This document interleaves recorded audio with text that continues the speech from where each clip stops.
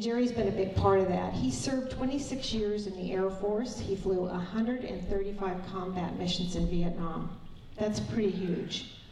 And he was in an AC-130 gunship, and he flew 15 combat missions in Iraq in the F-4 Wild Weasel. He's been awarded the Distinguished Flying Cross, 10 Air Medals, and the Vietnam Cross of Gallantry. Jered will be talking about his time in Vietnam flying the AC-130 gunship. Really exciting program. So let's welcome Jerry. Thank you so much for being here with us.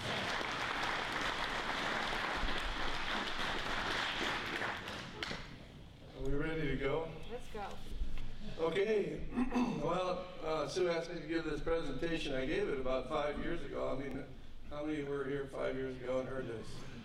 Okay, so I hope you have a bad memory because I don't remember what I said. So maybe it'll be entirely different, and maybe it'll be about the same. The topic today is the AC-130 gunship, a very unique airplane in the Air Force inventory that was introduced in 1968 in the Vietnam War. In June 6th of this year, it will be exactly 50 years since the first AC-130 gunship flew a combat mission out of Ubon, Thailand. There were some test missions before that flown out of Tan Son Nhut. But the 16th Special Operations Squadron was activated on the 6th of June in 1968 and was credited with blowing up more than 10,000 trucks on the Ho Chi Minh Trail over the next 5 or 6 years. It also was significant in troops in contact situations, in hotspots like Pleiku, An-Loc, some of the other places where the enemy was giving us a pretty hard time and they needed people to come in and keep the bad guys' heads down at night. The AC-130 gunship is basically the culmination of a gunship program that started with the C-47, which I have pictured up here. And most of you Army guys on the ground in Vietnam would know that as Puff the Magic Dragon. It was a C-47 with 6 7.2 miniguns sticking out the left windows. And they did a lot of good work. They were successful in a lot of troops in contact situations against the enemy. Their big limiting factor was the 7.62 minigun. The shell would tumble when it got to be about 3,000 feet above the ground. So the airplane had to fly pretty close to the ground, and it was susceptible to small arms fire, AAA, and later on the surface-to-air missile, the SA-7 heat-seeking missile especially. So the Air Force decided we needed something to haul more ammunition, bigger guns.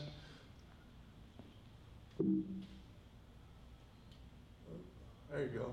So they went to the C-119. As you'll notice, these are old, slow airplanes. The C-119 had 4 20-millimeter Vulcan cannons. Now this is one 20-millimeter shell. The advantage of it over a 7.62 is it's quite a bit larger. It also goes boom when it hits the ground. It's an HEI round, high explosive incendiary. And it has about the firepower of a hand grenade. The 20-millimeter Vulcan cannon can shoot 3,000 rounds a minute. They detuned them in the 119 to only shoot 1,500 rounds a minute, but they had 4 of them, so they could still put a lot of lead.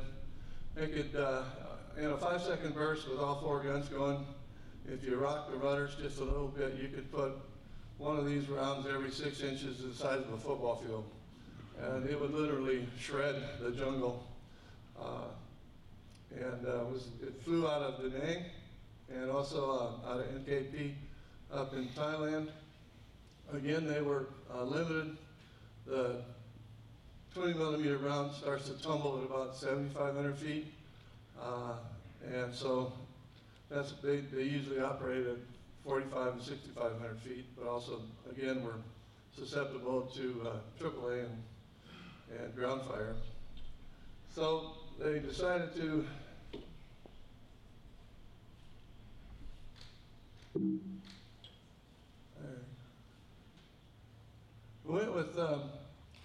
went and got 8 old worn out A model C-130s, and they equipped that airplane with two 20mm Vulcan cannons, two 7.62 miniguns, and two 40mm Bofors cannons. This is a 40mm round. The 40mm cannons all came off of World War II battleships, and the battleship they were used for anti-aircraft fire. You loaded a 4-round clip into it, and it shot at a rate of right under 2 rounds per second, basically boom, boom, boom, boom, boom, boom, boom, boom. And we had 2 of those. This is the airplane I flew. Matter of fact, the old lady, which is shown here, this was tail number 129, was the first A model C-130 built for the United States Air Force in 1953. By the time I flew it, because we flew around in a 30-degree pylon turn, the tail was bent over about 10 degrees. It had a section port, and if you sighted on the tail, you had to turn 10 degrees off of 180 degrees. That's how bent these airplanes were from flying around. And amazingly, that airplane was retired in 1995. When I got to Thailand in 1972, basically February of 72 to February of 72 to February of 73. So basically I won the war. You guys, fooled around for 7 or 8 years before that. I show up for a year, we have an armistice, and everybody gets to go home. I take full credit for that. Just kidding. Timing is everything. The advent of the AC-130 gunship really put the interdiction mission on the map. We were basically night flyers because we flew slow, and during the day we were very easy to shoot at. Toward the end of my tour there, they decided that maybe we should fly during the day because it was easier to find trucks during the day. And so they sent out one mission, and we had escort and Phantom out of Night Owl Squadron that flew escort, and their job was supposedly to suppress the AAA that was being shot at us. At night, we took an average of about 1,200 rounds of AAA shot at us. Thank God none of it was radar guided. It was all optically guided. The only time it was really pretty dangerous is on nights when there was a high cirrus deck and a full moon, and then we looked like a fly on the white ceiling. And then the AAA got pretty accurate. But most of the time, we could break away from it. We flew at 7,500 and 9,500 feet, and that was high enough to usually break away from the AAA and also put out flares for the heat-seeking missiles. The year I was there was the most dangerous year of the AC-130 gunship. We had 26 airplanes when I got there, and we had 20 when I left. We lost 6 airplanes. 3 of them came back, but they were so shot up that they just chopped them up and threw them away. We did lose, in the course of those 6 years that flew in Vietnam, we did lose 54 crew members. Unfortunately, there were 6 officers and 8 enlisted men as a minimum crew on an airplane. So if it did go down, we did have one airplane where everyone was killed. We had one airplane where everyone got out, and that was the largest successful search and rescue effort of the Vietnam War. Basically, they went out about 3 o'clock in the morning, and by 9 o'clock the following morning, all 16 crew members were back on the ramp at Ubon. Pretty amazing search and rescue mission. For you that don't know how a gunship works, basically it operates off the premise of a pylon turn. Basically the airplane is in approximately a 28 to 30 degree bank, flies around the target in a big circle, and it was first developed after a lieutenant colonel in the Air Force Weapons Development Center was watching a movie about how missionaries in South America got their mail. And what they do is they'd have a Cessna 206, and they had a 350-foot rope with a bucket on the end of it, and they would put this 350-foot bucket out the window of this airplane and then fly a circle around it, and the bucket would stand still, and the airplane would fly around in a circle, and the missionaries would run out and pull their mail out, put their mail in, and then the guy would level off, and another guy would pull the rope in. And this guy said, well, why can't the bucket be the target and the rope be the line of fire? And it turned out to be extremely successful because we could shoot through 360 degrees of turn. So we were on station for, in some cases, 4 or 5 hours until we ran out of ammunition. So it was, pardon my French, but it was an answer to the problem we had with the fast movers, which were one pass, all ass. And a lot of times they were going fast enough so that they missed their target. We were extremely accurate, so accurate that we got very good at finding trucks on the Ho Chi Minh Trail at night.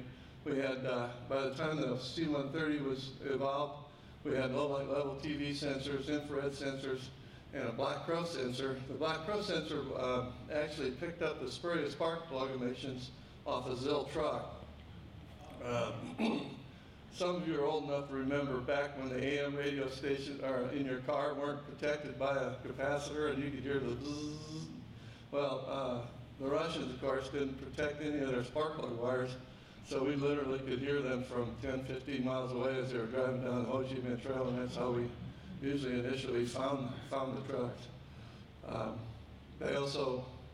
They didn't drive with their lights out, but they drove with their lights canted really down low.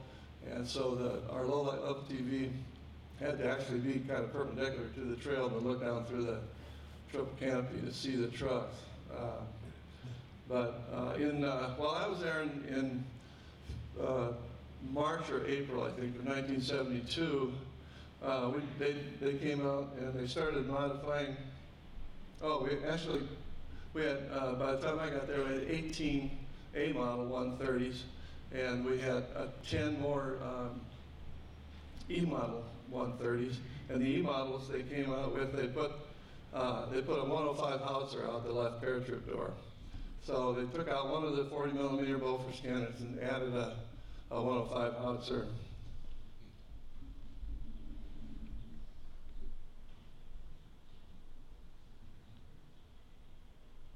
Come on, there you go. This is a picture of the first 105 howitzer being put onto the AC-130 gunship at Ubon. Oops. I hate it when that happens. This is a 105 round. I've machined the head on it so it isn't going to go boom or anything like that. And it doesn't have any bags of ammunition in it. When it's fully loaded and it's actual 105 round, it weighs 55 pounds. These guys were loading these things, breech loading these things in the back of the airplane while we were in a turn, and sometimes while they were holding on to the round, we would get shot at. And we had an IO operator and a right scanner, and their whole job in the airplane was to look for AAA and decide whether it was going to hit us or not. And if it was going to hit us in a very high-pitched voice, they would say, "AAA 9 o'clock, brake left, brake left, brake left." You know, and we would, and you don't brake left real fast in a C-130. You kind of like that, and then it would fly by us, and most of the time. In the meantime, you would be pulling up to 2.5 Gs when you did that, sometimes even to 3 Gs. And this poor guy was holding this 55-pound round that now turned into a 170-pound round. And so there were, amongst the gunners, there were a lot of back braces and sore backs because of that. The C-130 was an extremely effective weapon in large part because of how much ammunition we could carry. Our missions normally lasted about 6 hours, 6.5. It took us about an hour to get where we're going, an hour to get back, and we're about 4 hours on station unless we ran out of gas or bullets. Before that, and on certain occasions, we would actually go into Vietnam and re-ammo, refuel, and fly another 6 hours. So it'd make for a 12, 14-hour day. The good deal about that was you didn't have to fly the next day if you did that. We carried 9,000 rounds of 20 millimeter belted ammunition. We carried 550 rounds of 40, and if you had the 105, you had 155 rounds of 105 ammunition, and then the 40 went down to 350. Our comment with the E model and the 105 is that close counts and hand grenades, horseshoes and 105s. When we didn't have to hit a truck, exactly hit a truck and blow it up like we did with the 40s and the 20s. You could get close to it with the 105 and put a lot of holes in it. And then we also had some of our rounds of 40 and 20 were white phosphorus rounds, Willie Pete. And so if we could put some holes in the gas tank or in the ammunition and then throw down a couple of Willie Pete rounds, we could start a nice fire. And sometimes we could blow up more trucks just from the trucks that were cooking off down there. Some of the troops in contact situations we did were pretty impressive. Matter of fact, we were so effective at calming down firefights at night that there were many more requests for gunships than there were gunships. And they started using C-130s to fly around in circles. And they would go up there with a couple of cases of glasses out of the dining hall, those typical white, I guess 8 or 12 ounce glasses that everybody has drank out of if you've been in the military. If you put a hand grenade in one of those and pull the pin and throw it out the back of a 130, when it hits the ground, the glass breaks and the hand grenade goes boom. And so that was their idea of spoofing a gunship, was they'd fly around with a C-130 and go into circles close to the bad guys and throw hand grenades out of the back in a glass. And it was, I was told by guys on the ground that if a gunship came around and just fired for 5-10 seconds, they could have a nice rest for the rest of the night because the Gomers went to bed. They didn't want to mess around and have anything to do with fighting while we were there.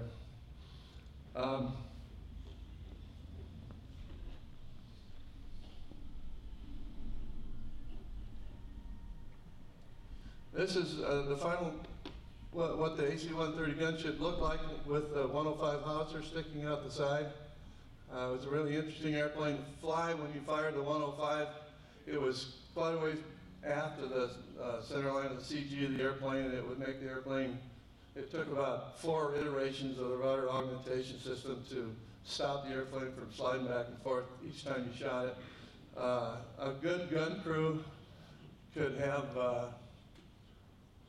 took about 9 seconds from the time the guy fired the gun until the time the round hit the ground. If you had a good gun crew, you could have 3 rounds in the air at one time. One just about hitting the target, one in the middle, and one just coming out of the gun. And you basically were waddling around the circle all the time. Because, one thing that's really impressive about this is the pilots actually literally aimed the entire airplane. The gun was bolted to the platform of the airplane, and he had it's called CDI guidance that would bring him into the orbit. It's just a needle, you went left and right. As soon as you're in the orbit, you're at 30 degrees of bank, you shifted over to an A7 gun sight that was off your left hip. There was a fixed pipper, little red dot, red circle in the middle. That was where the guns were aiming. And there was a movable pipper, that was where the sensors were looking. And anytime you put the 2 rings together and pulled the trigger, you had a pretty good chance of putting something right in the snot locker. Later on, they took the mounts for the guns for the 40 and the 105, and they made them trainable so that once you got within about 20 mils of the target, the gun actually moved left and right and up and down, so you didn't have to be nearly as good as some of those first guys in the A models and the E models. The system has evolved over the last 50 years to where now there are brand new J models that are coming off the line. I think from the best count I could get, we probably still have about 36 gunships. We retired all the A models and the E models. They're all now U's and J models. Newer engines, fancier equipment, more sophisticated sensors. Maybe some of you have seen YouTube videos where we had a hard time finding a truck engine, the heat from a truck engine or the tires. Now you can see individual bodies crawling around on the ground as far as the technology is concerned. It's a formidable weapon. It's still and will be much in demand, especially in these limited wars where we have air superiority and can have protection from small arms and surface-to-air missiles. I don't know what the future holds for it, but they're still in places like Afghanistan, Iraq, Syria, are them and the A-10 are the two most popular interdiction weapons that the Air Force offers and that the Army and the Marines want. That's the end of my briefing. I've got a small video here I'd like to run. This is of an actual mission. It says it's confidential. That went away about 10 years ago. But it's an actual mission I flew on where we were blowing up trucks on the Ho Chi Minh Trail. I apologize to anybody that we do get a little excited when we blow these trucks up, as you can hear. Interestingly enough, the pilot of this particular mission retired and lives in King Hill, Idaho. His name is Dale Smith. He's a real big shaker and daughter in the state VFW, but he's the one doing all the cheering when he's watching these trucks.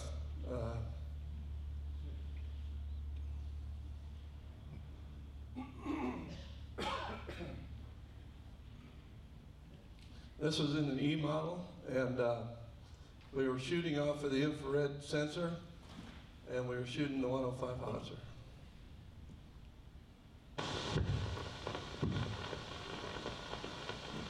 I'll try to explain a little bit as we're looking at it, because the video isn't very good.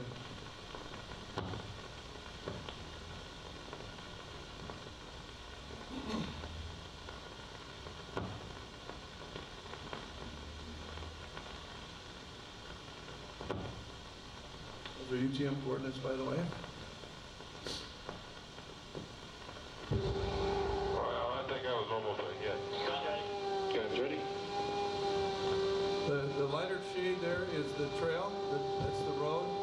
As you get perpendicular to it, you'll see little white hot spots. Those are the trucks. And he's tracking one of those trucks right now. That's called a blower. That means we've either hit ammunition or gas. This particular one was ammunition. Okay, you moved up a little. Okay, coming back around. Can I get you to sit in the window for a minute? Yeah, just a minute. If you look up the road, there's 5 trucks on this road, and okay, it's going to go from the front truck to the back truck. Yeah, I did. You can see the other trucks are hot spots down to the lower right. Jenny, all right.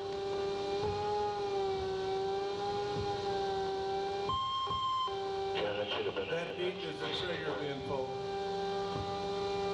9 seconds later, there'll be a 105. There it was. Wow. You That can see blower on our number 2 truck. how accurate Hanging in there, IR.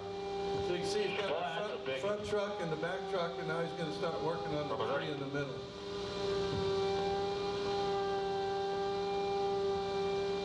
This is kind of a copy of the copy. The actual sensor was much better than this. Truck's not ready. You start seeing one of those trucks come into view, the hot spot up on the top, just above where it's there. Guns ready. That thing's getting larger down there. Yeah, it's got both trucks in it. It looks like 2 there. Pretty good idea of the trucks right now. You can see them as we go perpendicular to the trail. Go ahead, ready it right away. Guns ready. Yeah, that's a near miss. Okay, reacquiring geometry. We've seen reacquiring geometry is actually moving the airplane back up to get into the... Oh, I think bumping around your CIP back there. CIP is jumping. Yeah, it's starting That to was jump. another correct hit on the middle. Sure side. did.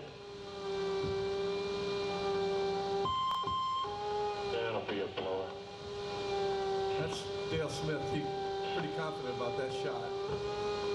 Way to track. There it is. Another one. Okay, you can go ahead and check it out. Oh, beautiful. Okay, the one, another one next to it and going, it's still down there. You can go ahead and shut it off. We're gonna get it right here. We do get all 5 of those trucks.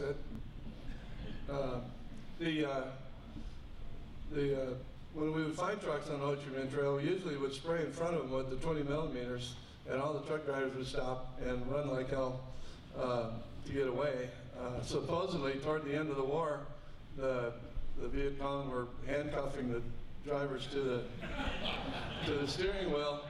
We started noticing that because we start shooting at these things, and it's in the middle of the dark. Instead of pulling over, they'd go 30, 40 miles an hour in the dark trying to outrun us, which didn't work very good because they usually ran off the road and ran into the trees and blew up. And so whatever works. You know. That's pretty much my explanation of the gunship as we operated in Vietnam. I know it's just a cursory look. And if any of you guys have questions, you want to come up and talk afterwards, I'll take those for as long as you want. But that's all I got.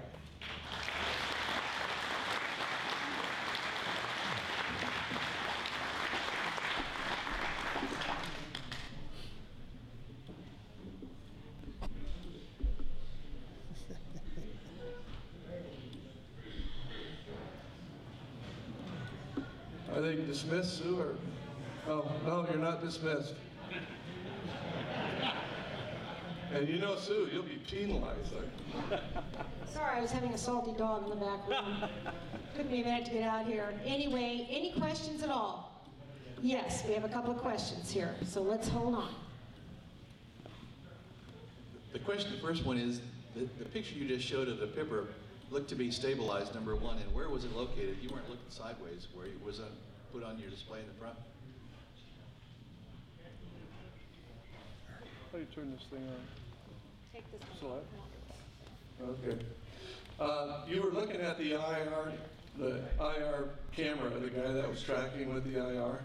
The pilot, all he saw was his heads-up display over on his left hip, and all he saw was the two Pippers. But you look right through it was a clear glass, and you look right through the glass at the truck. So when he'd shoot, he'd see this explosion on the ground. He'd see it in real life. Everybody else saw it on TV. All the sensor operators were in a booth right in the belly of the airplane. You got a question over here? Another question? Here. I'll run over here. We have a couple of questions, okay?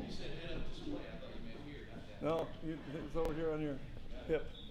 Go ahead. So was the difference between the A and the E was what, and you said you didn't do the J. I just wondered if you had talked to anyone who has and what they compared, how it compared. They're pretty secret about what's going on with these new airplanes. I actually went to Hurler Field where I checked out a couple of years ago, and it was actually to see if maybe they had a briefing put together, because I'm lazy and I'd rather plagiarize than come up with my own briefing. And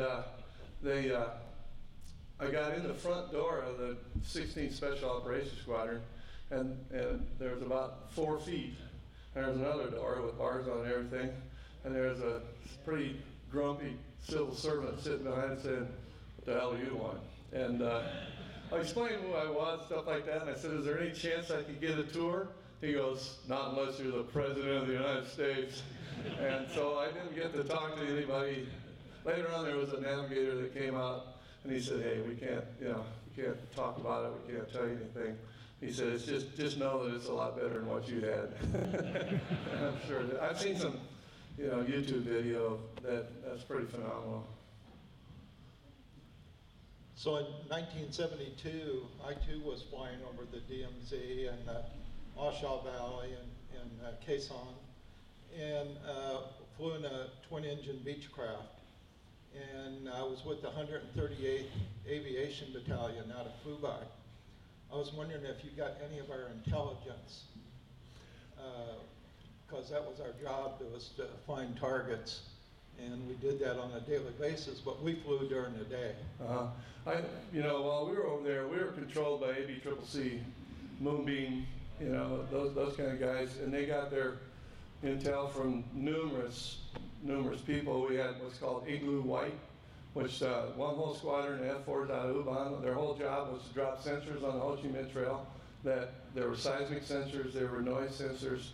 I mean, these guys knew what was going on the Ho Chi Minh Trail. They tell stories about, some guy crawling in the back of this truck with his girlfriend, and they can hear him making love just because he happened to be next to one of the seismic sensors. I mean, well, he wasn't that good. It was one of the acoustic sensors. But we were getting, we didn't really know where our intel was coming from. But I do know that we did get pulled off of targets on the Ho Chi Minh Trail to go help troops in contact. We were not fans of the Ashaw Valley. We lost 2 airplanes in the Ashaw Valley, and the reason we lost them there is because the mountains are so high that the bad guys would climb up to the tops of the mountains, and then they were only like 3,000 feet away from us because we'd be working a target that was down in the valley. And we had 2 airplanes take SA-7 hits from, and one of them was down, the other one was just damaged. But the Ashaw Valley was not a fun place. Ashaw Valley, Chapone, a couple other places were pretty nasty places for gunship. Anyone else? Well, let's thank Jerry again for coming out and spending this morning with us. And he'll be here if you want to come up and talk with him at all. And, Jerry, you're walking away. Thank you. Thank you so much. Love to hug this big guy. Okay, you all, let's thank Amy.